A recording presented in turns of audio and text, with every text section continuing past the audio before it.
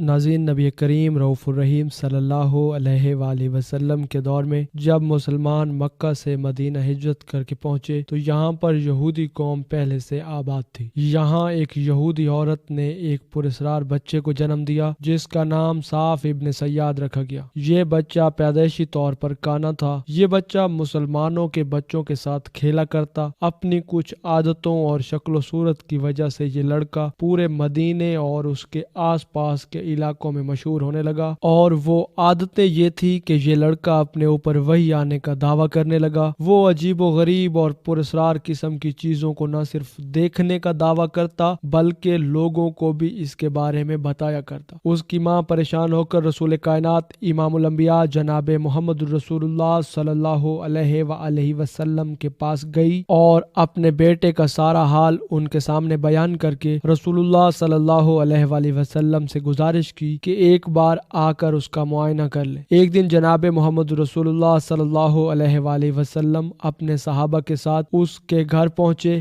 یہ لڑکا انصار مسلمانوں کے بچوں کے ساتھ ایک جگہ پر کھیل رہا تھا۔ یہ ابھی جوان نہیں ہوا تھا پر جوانی کی عمر کے قریب تھا۔ نبی کریم صلی اللہ علیہ وآلہ وسلم اس کے قریب پہنچے اور اپنا ہاتھ اس کی کمر پر رکھ کر اس کو کہا، کیا تو گواہی دیتا ہے کہ میں اللہ کا رسول ہوں؟ ابن سیاد نے یہ سنا تو کہا کہ میں گواہی دیتا ہوں کہ آپ صلی اللہ علیہ وآلہ وسلم اللہ کے رسول ہیں۔ اس کے بعد رسول اللہ صلی اللہ علیہ وآلہ وسلم سے یہ سوال کیا کہ کیا آپ گواہی دیتے ہیں کہ میں اللہ کا رسول ہوں؟ یہ سن کر آپ صلی اللہ علیہ وآلہ وسلم نے اسے چھوڑ دیا اور فرمایا کہ میں اللہ اور اس کے رسولوں پر ایمان لایا۔ پھر آپ صلی اللہ علیہ وآلہ وسلم نے اسے سوال کیا کہ تو کیا دیکھتا ہے؟ ابن سیاد نے جواب دیا کہ میں سمندر پر عرش دیکھتا ہوں۔ رسول اللہ صلی اللہ علیہ وآلہ وسلم نے فرمایا کہ وہ ابلیس یعنی شیطان کا عرش ہے۔ ابن سیاد نے کہا کہ میرے پاس سچی اور جھوٹی دونوں خبریں آتی ہیں۔ نبی کریم صلی اللہ علیہ وآلہ وسلم نے فرمایا کہ پھر تو تیرا معاملہ الٹ پلٹ ہو گیا۔ اس کے بعد آپ نے فرمایا کہ میں نے تیرے لیے چھپانے والی چیز چھپائی ہے، یعنی آپ صلی اللہ علیہ وآلہ وسلم نے دل کے اندر ایک بات سوچی تھی کہ دیکھ سکیں کہ کیا یہ شخص بتا پاتا ہے یا نہیں، اور جو بات آپ صلی اللہ علیہ وآلہ وسلم نے ابن سیاد کے لیے چھپائی تھی وہ سورہ دخان کی 10ویں آیت تھی، جس کا ترجمہ ہے کہ اس دن کا انتظار کیجئے کہ آسمان دھواں ظاہر کر دے۔ ابن سیاد نے رسول اللہ صلی اللہ علیہ وآلہ وسلم کی بات سن کر کہا کہ وہ پوشیدہ بات جو کہ آپ کے دل میں ہے وہ دخ یعنی دھواں ہے۔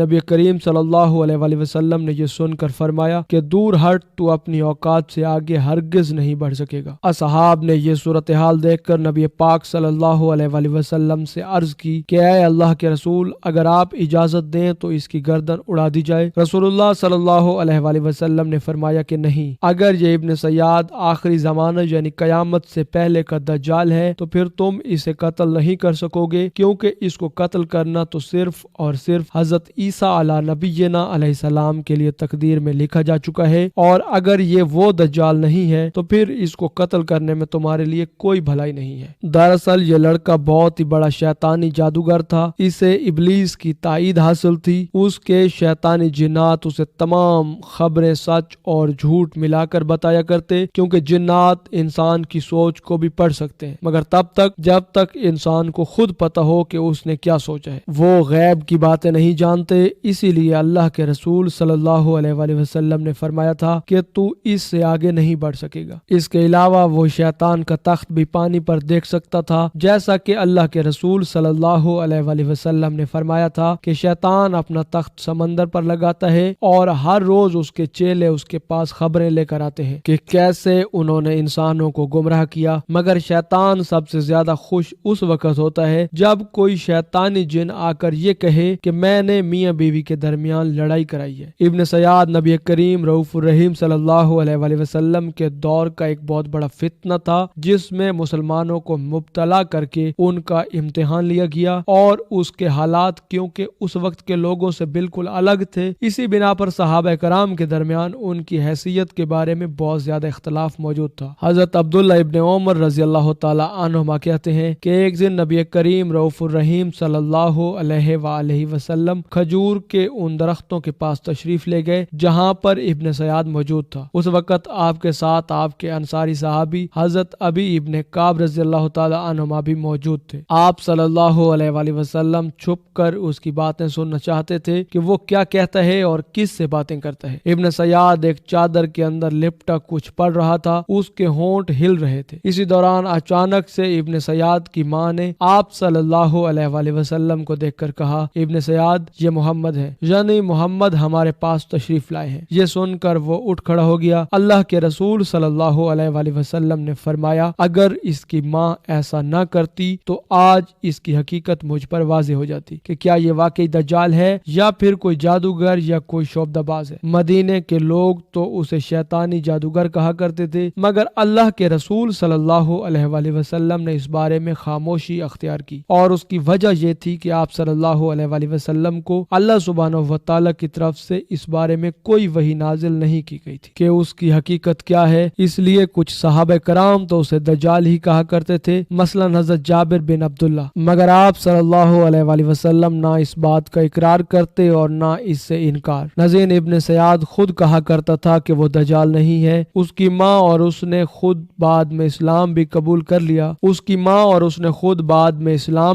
کر لیا تھا، مگر لوگ اس کی عجیب و غریب باتوں کی وجہ سے اسے ہمیشہ شک کی نگاہ سے دیکھا کرتے، یہاں تک کہ ابو سعید خدری رضی اللہ تعالیٰ عنہما بیان کرتے ہیں کہ ایک بار ہم قافلے کی صورت میں مدینہ سے مکہ حج و عمرہ کی غرض سے نکلے۔ اس قافلے میں تو قافلے کے لوگ یہاں وہاں پر بکھر گئے، میں اور ابن سیاد ایک جگہ پر اکیلے موجود تھے۔ مجھے اسے دیکھ کر خوف محسوس ہوا ان باتوں کی وجہ سے جو کہ وہ لوگوں سے کیا کرتا تھا۔ ابن سیاد نے ایک بکری کا دودھ نکال کر میرے سامنے پیش کیا اور کہا کہ اے ابو سعید، اسے پیو۔ ابو سعید کہتے ہیں کہ میں نے کہا کہ گرمی بہت سخت ہے اور یہ دودھ بہت گرم ہے، لیکن اصل میں اس کے ہاتھوں سے یہ دودھ نہیں پینا چاہتا تھا۔ ابن سیاد یہ سب سمجھ گیا اور کہنے لگا، اے ابو سعید، خدا کی قسم، جس طرح کی باتیں لوگ میرے بارے میں کیا کرتے ہیں، میرا دل کرتا ہے کہ ایک رسی درخت پر لٹکا کر اس سے پھانسی لے لوں۔ یہاں موجود کون ہے جس نے رسول اللہ صلی اللہ علیہ وآلہ وسلم کی دجال کے متعلق احادیث نہ سنی ہوں؟ اور مجھے یہ بتاؤ کہ یہ انصار کے سبھی لوگ جانتے ہیں کہ رسول اللہ صلی اللہ علیہ وآلہ وسلم نے فرمایا تھا کہ دجال کافر ہوگا، جبکہ میں تو مسلمان ہوں۔ نبی کریم صلی اللہ علیہ وآلہ وسلم نے فرمایا تھا کہ وہ بانچ ہوگا، اس کی کوئی اولاد نہیں ہوگی، پر میں تو اپنے بچے کو اور بیوی کو مدینے چھوڑ کر آ رہا ہوں۔ کیا رسول اللہ صلی اللہ علیہ وآلہ وسلم نے یہ نہیں فرمایا تھا کہ دجال مکہ اور مدینے میں داخل نہیں ہو سکے گا، اور میں تو مدینہ سے آ کر مکہ کے لیے جا رہا ہوں؟ ابو سعید کہتے ہیں کہ قریب تھا کہ میں اس کی باتوں میں آ جاتا، پر اس کے بعد اس نے جو باتیں کی اس کی وجہ سے میرا شک اس پر مزید بڑھ گیا، کیونکہ اس کے بعد وہ کہنے لگا کہ اللہ کی قسم، میں دجال کو جانتا ہوں، اس کی پیدائش کو بھی اور یہ بھی کہ وہ اس وقت کہاں ہے۔ ابو سعید نے کہا کہ تیری تباہی ہو۔ ناظرین، مورخین کے مطابق ابن سیاد یزید ابن معاویہ علیہ اللعن کے دور تک مدینے میں زندہ رہا، مگر واقع حرہ کے بعد اچانک سے ایسا غائب ہوا کہ اس کے بعد اس کا کوئی سراغ نہ مل سکا۔ جبکہ بعض مورخین کے مطابق وہ مسلمان تھا، اس نے حج کیا، جہاد بھی کیا اور مدینے میں اس کی موت ہوئی، وہیں پر اس کا جنازہ بھی پڑھایا گیا۔ ناظرین، کہا جاتا ہے کہ اسلام لانے کے بعد اس نے یہ سب کچھ چھوڑ دیا تھا۔ اس وقت کے اندر اس کے بارے میں کوئی ایسا واقعہ رپورٹ نہیں ہوا، مگر آج تک یہ شخصیت پوری اسلامی تاریخ میں ایک پر اسرار کردار کی حیثیت رکھتی ہے، کیونکہ اللہ کے رسول نے اور خود اللہ کی ذات نے انسانوں سے اس کی حقیقت چھپانے میں ہی کوئی مصلحت رکھی ہے۔ لیکن آپ کے خیال میں کیا ابن سیاد دجال اکبر تھا، جو بعد میں کہیں غائب ہو کر ایک سمندری جزیرے میں قید کر دیا گیا اور قیامت کے نزدیک آزاد ہوگا، یا پھر دجال کا پیدا ہونا ابھی باقی ہے؟ اگر آپ ان چیزوں کو لے کر کنفیوز ہیں تو یاد رکھیں کہ ان باتوں سے کوئی فرق نہیں پڑتا کہ وہ مسلمان پیدا ہو کر قید کر دیا گیا یا پھر قیامت کے نزدیک پیدا ہو، کیونکہ اس کا مقصد اور فریب اللہ کے رسول صلی اللہ علیہ وآلہ وسلم نے کھول کھول کر نشانیوں کی صورت میں امت کو بیان کر دیا، تاکہ مسلمان امت اسے پہچان کر اس کے دھوکے سے خود کو محفوظ رکھے۔ ناظرین، یہ حقیقت ہے کہ اسلامی تاریخ میں ابن سیاد کا کردار بنی اسرائیل میں موجود سامری جادوگر کی طرح ایک انتہائی پراسرار کردار کے طور پر جانا جاتا ہے۔ اللہ سبحانہ و تعالیٰ سے دعا ہے کہ ہمیں سچ سمجھنے اور نیک عمل کرنے کی توفیق عطا فرمائے۔ ناظرین، اسی امید کے ساتھ اجازت دیجیے کہ آپ کو ہماری ویڈیو پسند آئی ہوگی۔ ملتے ہیں بہت جلد ایک نئی دلچسپ اور علم سے بھرپور ویڈیو میں، تب تک کے لیے اللہ نگہبان۔